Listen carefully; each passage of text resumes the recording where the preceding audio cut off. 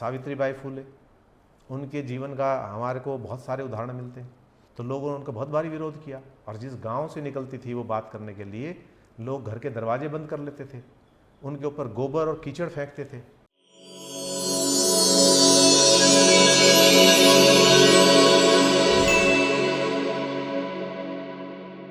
Sources of ethical standards, ठीक है। Ethics क्या है? तो वैसे तो एथिक्स बहुत बड़ा विषय है, क्योंकि ये बिहेवियर से रिलेटेड है, तो आदमी के बिहेवियर के अंदर there are so many things involve. तो लेकिन फिर भी कुछ कॉमन चीज़ निकाल कर हम उसको एक स्टैंडर्ड हमने बनाने की कोशिश की है, और on the basis of these 5, which is utilitarian, the right approach, the fairness और justice approach, common good approach and the virtue approach, ठीक है। इनके अंदर तो यूटिलिटेरियन अप्रोच में हमने क्या किया था? यूटिलिटी क्या होती है? किसी भी चीज़ की उपयोगिता। तो उपयोगितावाद क्या है कि इसके अंदर बहुत सारी चीज़ें आती हैं। जैसे हम सुनने को मिलता है हमें कि जो जैसा बोएगा वैसा काटेगा, बोया पेड़ बबूल का तो आम कहाँ से आए। इनका मतलब क्या है कि जैसे कर्म करोगे वैसा फल आपको मिलेगा। दूसरों के लिए जो गड्ढा खोदता है वो खुद गिरता है। तो ये सारी चीज़ें कहाँ से आ रही हैं? ये जैसा आपका व्यवहार होगा, जैसा आप दूसरों के लिए रखोगे व्यवहार, वैसा ही आपको इनबैक मिलेगा। आप दूसरों की बेइज्जती करोगे तो वो आपकी इज्जत क्यों करेंगे? यदि आप दूसरों की इज्जत करते हो तो वो आपकी बेइज्जती क्यों करेंगे? तो यदि आप इज्जत देते हो तो इज्जत मिलती है। गलत बोलते हो तो सामने वाले को आप लिबर्टी देते हो गलत बोलने के लिए। यदि मैं किसी को गलत नहीं बोल रहा तो सामने वाला 10 बार सोचेगा मुझे गलत बोलने के लिए, लेकिन यदि मैं गलत बोल रहा हूँ तो वो सोचेगा? नहीं सोचेगा। तो इसका मतलब क्या है? We are giving him permission. हम उसको लिबर्टी दे रहे हैं, हम उसको फ्रीडम दे रहे हैं कि आप हमारे साथ कुछ भी बदतमीजी करो। तो ये यूटिलिटी अप्रोच क्या है कि हम जैसा दूसरों के साथ व्यवहार करते हैं इन रिटर्न वैसा ही हमें मिलता है। तो जैसा हम अपने लिए चाहें व्यवहार कि दूसरे हमारे साथ करें, वैसा ही हम दूसरों के साथ करें। फिर सेकेंड अप्रोच थी द राइट अप्रोच, कि जर्नली हम किस में पड़े रहते हैं? पसंद और नापसंद में, लाइक और डिसलाइक के अंदर हमारा जीवन चलता है। जैसे फॉर एग्जाम्पल, मेरे को हेलमेट लगाना पसंद नहीं है, मेरे बाल खराब हो जाएंगे, मुझे कोई देख नहीं पाएगा, स्टंट करूंगा, बाइक स्टाइल से चलाऊंगा तो लोग देखें तो सही, रिकग्नाइज तो करें कौन चला रहा है, हु इज़ दैट हीरो। तो जब मेरे को कोई देख ही नहीं पा रहा तो फ़ायदा क्या है? तो मैं हेलमेट नहीं लगाऊंगा, क्योंकि मुझे हेलमेट लगाना पसंद नहीं है। मुझे हेलमेट लगाना पसंद नहीं है, ये सही है या हेलमेट लगाना सही है? तो मेरी पसंद और नापसंद और सही और गलत, इन दोनों में अंतर करना बहुत ज़रूरी है। सही क्या है? यदि हम बाइक चला रहे हैं तो हमें अपनी सुरक्षा का ख्याल रखना चाहिए। हमारा जीवन कीमती है, उस जीवन को बचाने के लिए हमें हेलमेट लगाना चाहिए, ये तो सही है। लेकिन पसंद क्या है? बिना हेलमेट के चलना। तो यदि हम पसंद को लेकर चलेंगे तो हम सही और गलत से दूर हो जाएंगे। क्लियर? बहुत कंसाइज करके बता रहा हूँ इसको, एलोबरेट तो आप कितना भी कर सकते हो इसको। तीसरा था फेयरनेस और जस्टिस। तो फेयरनेस क्या है? फेयरनेस है जहाँ भेदभाव खत्म हो जाए, वहाँ फेयरनेस है। मैं किसी को भी अपना और पराये की भावना से ना देखूं। मान लो सपोज़ मैं कोर्ट के अंदर जज हूँ और कोई मेरा परिचित आ जाता है मुजरिम के तौर पे, उसको तो मैं बचाने की कोशिश करता हूँ। कोई मेरा दुश्मन आ जाता है, उसको मैं ज़्यादा सज़ा देने की कोशिश करता हूँ। तो इज़ इट फेयर? तो I am away from fairness. तो मुझे करना क्या चाहिए? In spite of whoever is standing in front of me, मैं ये देखूं कि गलत क्या किया है इसने और उसके लिए कितनी सज़ा होनी चाहिए, बस। तो ये कंसेप्ट किसका हो गया? फेयरनेस का कंसेप्ट हो गया। फेयरनेस के कंसेप्ट में क्या बनता है? भरोसा बनता है।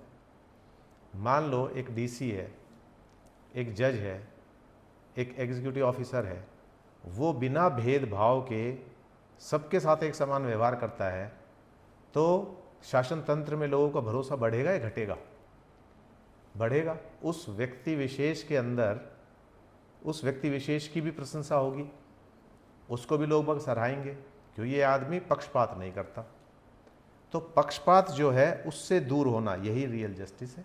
जब आप पक्षपात के बिना कोई भी फैसला करते हैं जो जस्ट है, जो सही है, जो रीज़नेबल है, वो आप करते हो, तो ये क्या हो गया, ये फेयरनेस अप्रोच हो गई।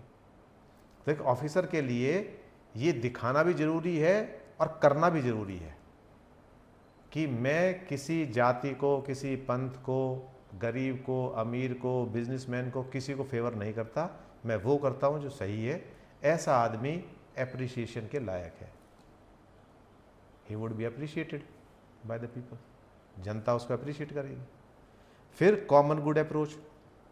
कॉमन गुड अप्रोच क्या है, जिसमें सबका भला होता हो वो हम काम करें।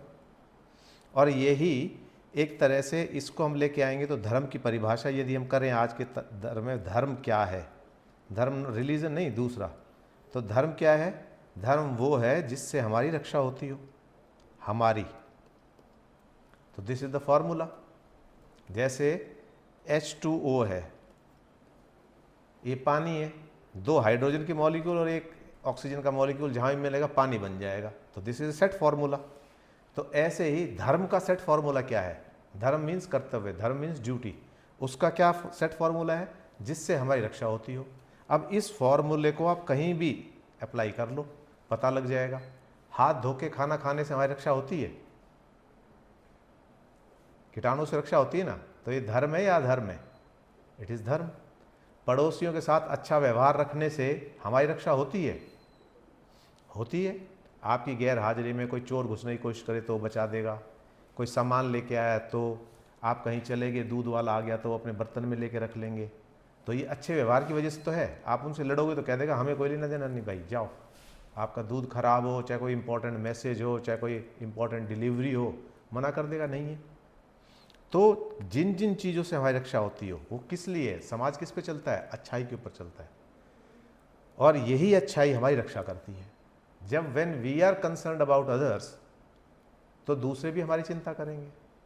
हम किसी के लिए चिंता करेंगे तो दूसरे भी करेंगे। जैसे उस दिन मैंने बताया था कि हम 2 आंखों से दुनिया को देखते हैं, दुनिया लाखों आंखों से हमें देखती है। हम 2 हाथों से दुनिया की मदद करते हैं, हजारों हाथ हमारी मदद के लिए आते हैं। ठीक है, तो ये क्या है, कॉमन गुड अप्रोच हो गई। और आखिरी में होगी द वर्च्यू। द वर्च्यू जो है, ये जो गुण है, ये हमारा आधार है, ये हमारे बिल्डिंग ब्लॉक है, ये हमारे कैरेक्टर को फॉर्म करते हैं। ये चीज़ें आपने डिस्क्राइब ही नहीं की।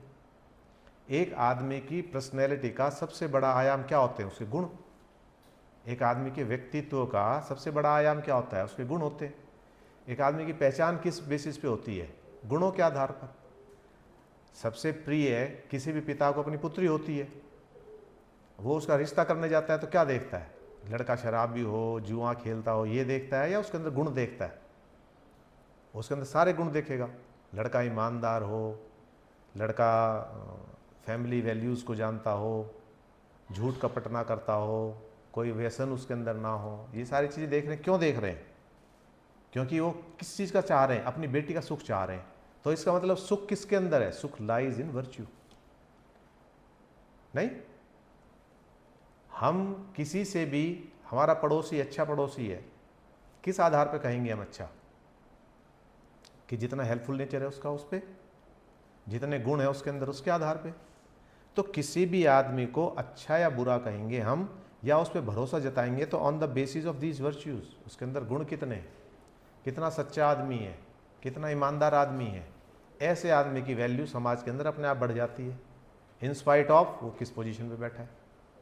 एक भ्रष्ट अधिकारी है, उसको कोई भी अप्रोच कर लेगा, साधारण आदमी, पैसे देगा, अपना काम करा लेगा। लेकिन एक ईमानदार क्लर्क भी है तो उसके पास जाने में लोग डरेंगे, क्यों, पैसा नहीं लेता।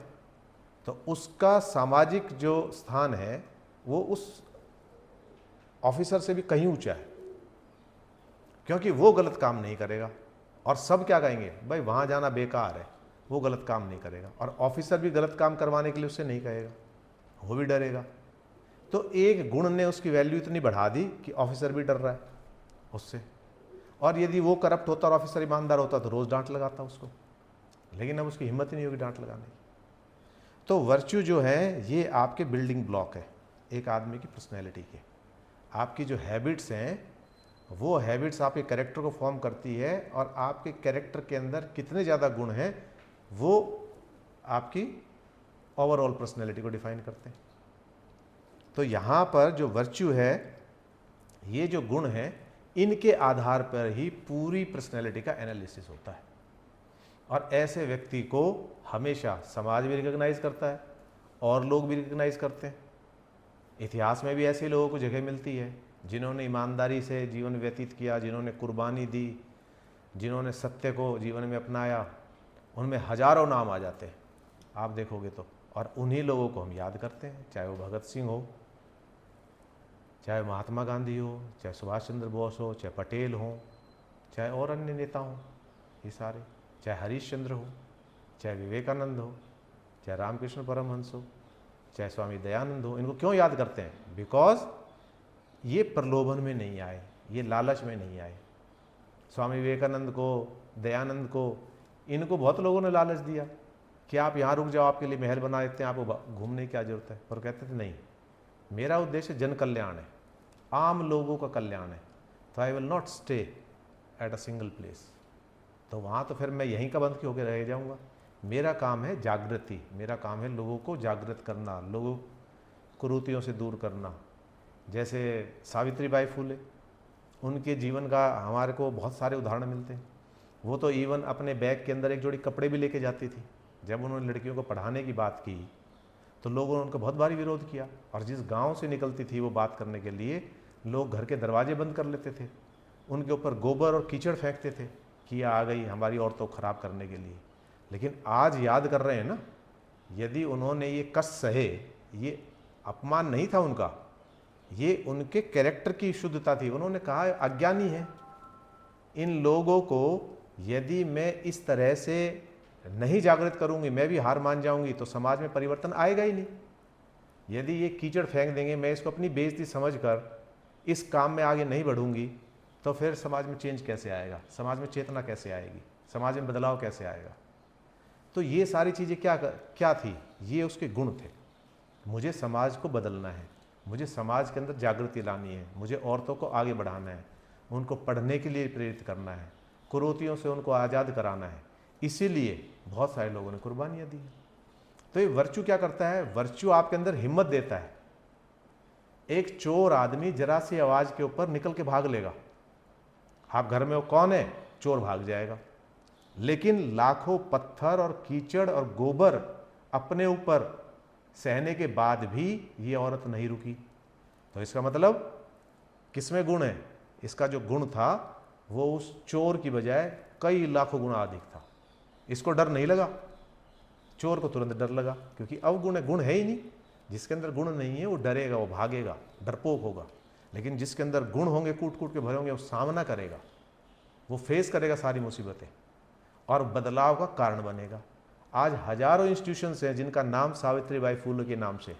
रेवाड़ी के अंदर भी एक कॉलेज है, गुड़गांव के अंदर भी एक कॉलेज है, बहुत सारे संस्थान हैं उनके नाम पर। जयंती मनाई जाती है। क्यों मनाई जाती है? इसलिए मनाई जाती है कि ये लोग, इन लोगों को मजबूत किसने किया है, इन लोगों का आधार क्या है? That Aadhaar is virtue. एक गुण भी आप उसको पाल लेते हो, एक गुण को आप अपने अंदर धारण कर लेते हो, तो गुण आपके अंदर इतना बल दे देता है, इतनी शक्ति दे देता है कि उसके आधार पर आप बहुत बड़े बड़े काम कर सकते हो। तो this is the power of virtue. जब भी आप आंसर लिखोगे तो वर्च्यू को आप डिफाइन करो कि virtue is the building block, virtue is the spine. एक आदमी खड़ा किसके दम पे रहता है? स्पाइन के दम पे। तो it is the spine of human personality, वो है बैकबोन ऑफ ह्यूमन पर्सनैलिटी। इसके आधार पे ही समाज खड़ा है। तो ये सारी जो चीज़ें हैं जिनको हमने डिस्कस किया है, ये ओवरऑल एथिक्स का निर्माण करती हैं। इन सारी चीज़ों के आधार पर एथिक्स बनता है। और एथिक्स क्या करता है? एथिक्स आपको गाइड करता है, सही क्या है, गलत क्या है, इसका विश्लेषण करने में मदद करता है। आप सही और बढ़ें, समाज सुखी हो। अल्टीमेट लक्ष्य क्या है समाज का? सुखी होना। और सुखी किस चीज़ से होगा? चोरी से, बुराई से, मारकाट से, लड़ाई से, इनसे तो सुखी होना नहीं। सुखी जब होगा जब इन चीज़ों का अभाव होगा, लड़ाई नहीं होगी, वैर भाव नहीं होगा, आपस में प्यार होगा, तभी तो समाज बढ़ेगा। तो इसलिए हम एथिक्स को कर रहे हैं कि आदमी अपने अंदर क्या डेवलप करे, सब आदमी कैसे गुण उनके अंदर हों ताकि समाज, सुंदर समाज का निर्माण हो। उस चीज़ की बात एथिक्स करता है। और यदि लीडर या मार्गदर्शक या जो आदमी जिसको हम आदर्श मानते हैं वो इन गुणों से सुसज्जित है, तो स्वाभाविक है उसका असर और लोगों पे भी पड़ता है। परिवार के अंदर कोई ईमानदार है तो बच्चों के ईमानदार होने के चांसेस बढ़ते हैं नहीं बढ़ते? यही है। आप जिससे भी इन्फ्लुएंस है, weather he is your teacher, weather he is your friend, weather he is your relative, weather he is your Guru, spiritual गुरु और समबडी एल्स, जो भी है, तो आप उनके गुणों को धारण करने की कोशिश करते हैं। कर पाए ना कर पाए दैट इज़ डिफरेंट थिंग, लेकिन आपकी कोशिश ये रहती है। आप आदर्श बनाते क्यों हैं? आप आदर्श किसी को भी बनाते ही इसलिए हैं, आप ईश्वर की पूजा करते ही इसलिए हैं क्योंकि वो सद्गुणों का भंडार है। अपने घरों के अंदर आप फोटो लगाते हैं ना, महापुरुषों की फोटो लगाते हैं, जयंती मनाते हैं सबकी, क्यों मनाते हैं? वो इसीलिए मनाते हैं। किसी डाकू की, चोर की, उचक्के की मनाइए कभी? क्योंकि क्या है कि जो ह्यूमन बीइंग है वो हमेशा इनकी तरफ ही आकर्षित होता है और समाज को चलाने के लिए इनकी ज़रूरत होती है। इसीलिए हम इनसे प्रेरणा लेते हैं, इसीलिए हम इनकी जयंती मनाते हैं। ठीक है, तो ethics is the foundation of society, यही है। और जितनी एथिकल सोसाइटी होगी उतनी ही प्रोग्रेस आपको देखने को मिलेगी। क्यों? फालतू फंड के अंदर नहीं लगेंगे तो माइंड कैसा हो जाएगा? प्रोग्रेसिव हो जाएगा। अपने काम से काम रखेंगे, कोई किसी को गिराने में, किसी को नुकसान पहुंचाने में, इसमें भी तो हमारी ऊर्जा नष्ट होती है, समय नष्ट होता है, हम अपना पोटेंशियल को ख़राब करते हैं। इसकी बजाय हम वो जो हमारा समय बचेगा उसको हम किस में लगाएंगे? सार्थक लगाएंगे, किसी और चीज़ में लगाएंगे, तो विल गेट गुड रिजल्ट्स। तो ये सारा समझ में आ गया।